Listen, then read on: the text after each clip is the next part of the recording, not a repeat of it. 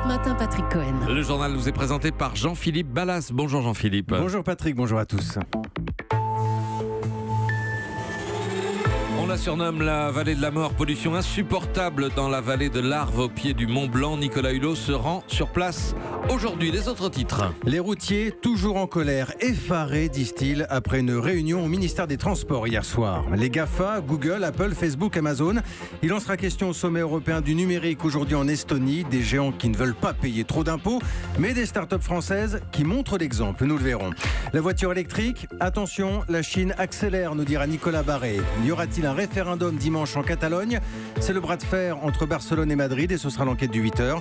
Et puis un musée Yves Saint-Laurent à Paris, vous pourrez le visiter en avant-première. Pour le logement, le gouvernement a-t-il choisi la bonne stratégie? À 8h15, le PDG de Nexity, le numéro 1 de l'immobilier en France, Alain Dinin sera notre invité. Et nous commençons avec cette pollution insupportable au pied du Mont Blanc. Pas moins de 3 ministres sont attendus aujourd'hui dans la vallée de l'Arve, en Haute-Savoie. Nicolas Hulot pour la transition écologique, accompagné d'Agnès Buzyn et d'Elisabeth Borne pour la santé et les transports. Déplacement important, c'est dire si l'air est devenu irrespirable là-bas. Entre les poids lourds, les usines, le chauffage au bois, les habitants sont inquiets et ils sont malades. Écoutez le reportage de notre correspondant Rémi Pierre. Il y a 2 ans, le coup de gueule du docteur Frédéric Champly n'était pas passé inaperçu. En plein pic de pollution, le chef des urgences de l'hôpital de Sallanches avait rebaptisé la vallée de l'Arve, vallée de la mort.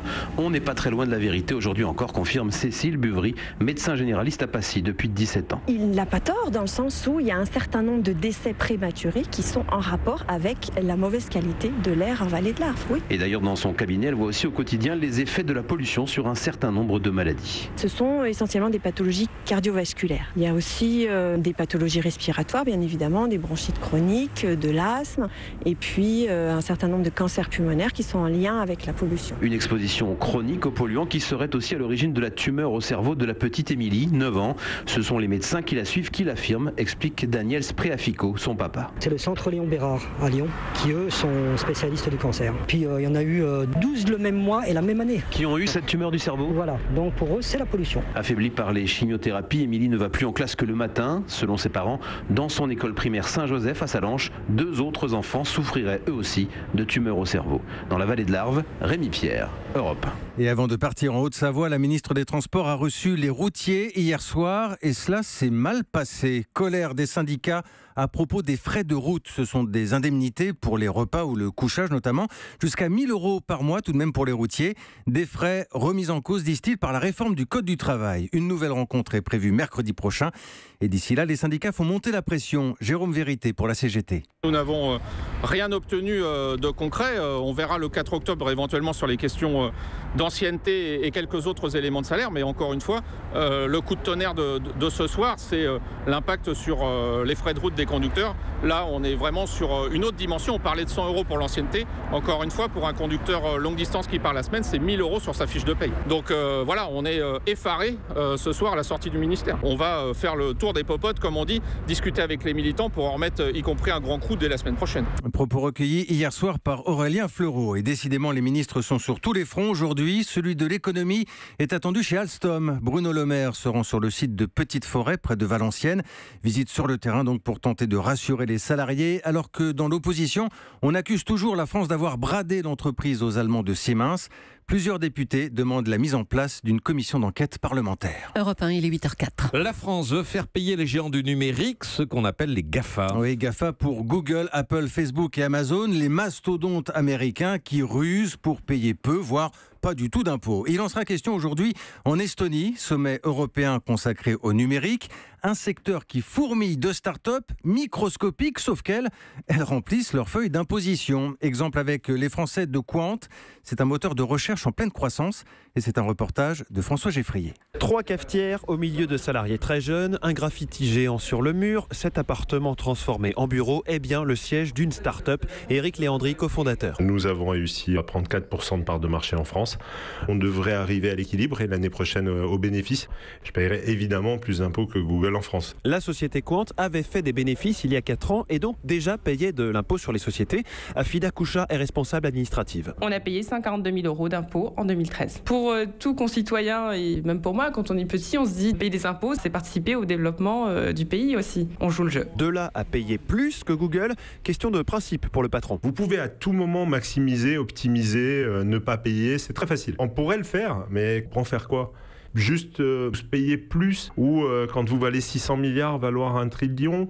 Donc c'est vraiment deux façons de voir le monde. D'après lui, la France est même avantageuse. Vous savez, c'est génial d'installer des informaticiens en France parce que vous avez droit au crédit impôt recherche. C'est-à-dire 30% des coûts de tous ces ingénieurs vont vous être rendus par l'État.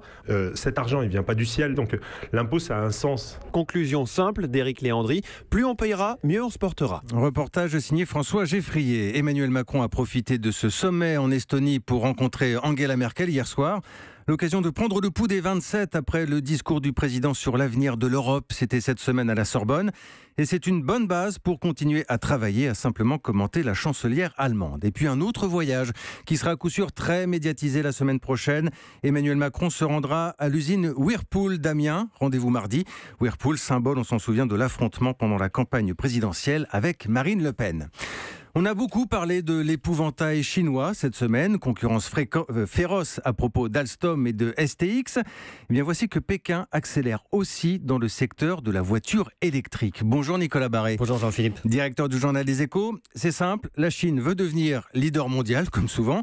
Elle dit qu'elle va même forcer les constructeurs à reconvertir toute leur gamme. Écoutez, la méthode est autoritaire. À partir de 2019, donc dans un peu plus d'un an, 10% des voitures vendues en Chine devront être électriques ou hybrides, puis ce pourcentage montera à 12% l'année suivante, et ainsi de suite. Les constructeurs qui n'arriveront pas à suivre ce rythme fou devront payer des pénalités ou verser de l'argent aux concurrents qui seront meilleurs qu'eux. Donc vous voyez, ça ne rigole pas. C'est un sacré défi puisque aujourd'hui, les voitures électriques ou hybrides ne représentent que 2% du marché chinois. Alors le plan de la Chine, c'est quoi ? C'est de tuer purement et simplement les moteurs à essence ? C'est de tuer le moteur à combustion classique, c'est-à-dire l'industrie automobile traditionnelle européenne, américaine, japonaise, pour passer directement à la génération suivante, un peu comme ils l'ont fait dans le téléphone. Il n'existait pas avant les smartphones, ils sont passés directement à cette technologie. Leurs constructeurs, qui ne sont pas encore très connus en dehors de Chine, misent déjà à fond sur l'électrique et ils vont le faire encore plus maintenant qu'ils y sont contraints. C'est de la politique industrielle avec un bâton et une énorme carotte. La Chine est déjà le premier marché automobile mondial. C'est elle qui donne le là. Et la Chine qui a aussi de gros problèmes de pollution. C'était l'éclairage de Nicolas Barré, directeur du journal Les Échos. La suite du journal Jean-Philippe Ballas avec le scandale Lidl. Oui, la chaîne de supermarchés mise en accusation cette semaine par l'émission Cash Investigation sur France 2, avec des témoignages accablants sur les conditions de travail, les cas de harcèlement, des reportages très suivis et très commentés. On en parlait ce matin sur Europe 1 avec Fatia Iraki. Elle est responsable magasin Lidl et déléguée syndicale UNSA Île-de-France. Elle nous dit que depuis la diffusion de l'émission, elle ne cesse de recevoir des nouveaux signalements.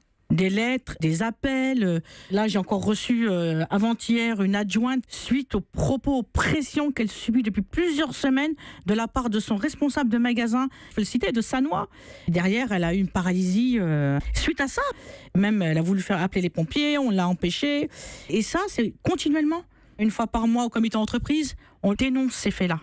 Vous savez, on a parlé d'un sujet le mois dernier, une caissière qui va encaisser des clients et qu'on l'envoie pour la punir, va nettoyer les toilettes, se mettre à 4 pattes pour nettoyer les toilettes publiques. C'est une honte. Ils pensent que argent objectif. Fatia Iraki, elle était l'invitée de Raphaël Duchemin à 6h20 ce matin sur Europe 1. L'actualité à l'étranger, nous partons en Catalogne. C'est l'histoire d'un référendum impossible et c'est l'enquête du 8h. Bonjour Henri Delaguérie. Bonjour. Vous êtes notre correspondant à Barcelone. Depuis des semaines maintenant, vous nous racontez les actions coup de poing de Madrid pour empêcher à tout prix ce référendum voulu par les indépendantistes.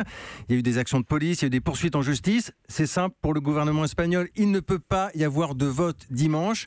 Et je vous pose la question, Henri, tout simplement, est-ce que ce référendum peut encore avoir lieu ? Alors écoutez, ce qu'on peut affirmer, c'est que des centaines de milliers de Catalans ont bel et bien l'intention de voter dimanche. Petite précision tout de même, seuls les indépendantistes feront le déplacement puisque les autres ont décidé de boycotter le scrutin. Il n'y a pas de suspense, le oui va gagner. Une fois qu'on a dit ça, ce scrutin reste très compliqué à organiser parce que l'État espagnol fait tout pour que les 2700 bureaux de vote restent fermés dimanche.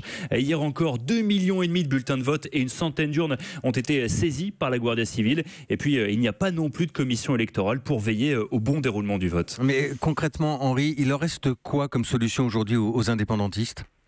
Et il ne leur reste plus que la ruse. La police a prévu de fermer toutes les écoles qui doivent servir de bureau de vote. Eh bien, des directeurs d'établissements scolaires ont organisé à la dernière minute des kermesses et des activités ce week-end avec parents et enfants. But de la manœuvre, occuper les écoles, les sanctuariser et empêcher ainsi la police d'y entrer. Dans les campagnes, toujours pour barrer le chemin de la police, des agriculteurs vont faire des blocages en garant leurs tracteurs à l'entrée des villages. Il y a même des Catalans qui, la veille, demain soir donc, dormiront sous la tente devant les bureaux de vote. Résultat, on peut craindre des débordements. Écoutez la détermination de Rosa, une électrice favorable à la sécession. Ce sera compliqué, mais on doit par tous les moyens essayer de glisser un bulletin dans l'urne. On fera de la résistance pacifique s'il le faut, mais on votera. Selon nos informations, toutes les mairies ont reçu une feuille de route avec un plan B.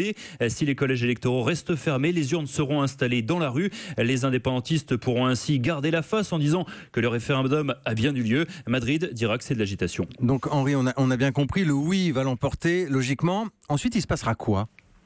Alors d'abord, ni Bruxelles ni la communauté internationale ne reconnaîtront le résultat. Malgré ça, et même avec une faible participation, les indépendantistes déclareront l'indépendance dans les 48 heures. C'est en tout cas ce qu'ils annoncent. S'ils le font, Madrid menace alors de suspendre l'autonomie dont bénéficie actuellement la Catalogne. Et on vivra avec vous tout au long du week-end de cette actualité tendue en Catalogne. C'était l'enquête du 8h signée Henri de Laguérie. Du football et des fortunes diverses pour les clubs français hier soir en Ligue Europa. Nice a gagné 3-0 contre les Néerlandais de Vitesse Arnhem.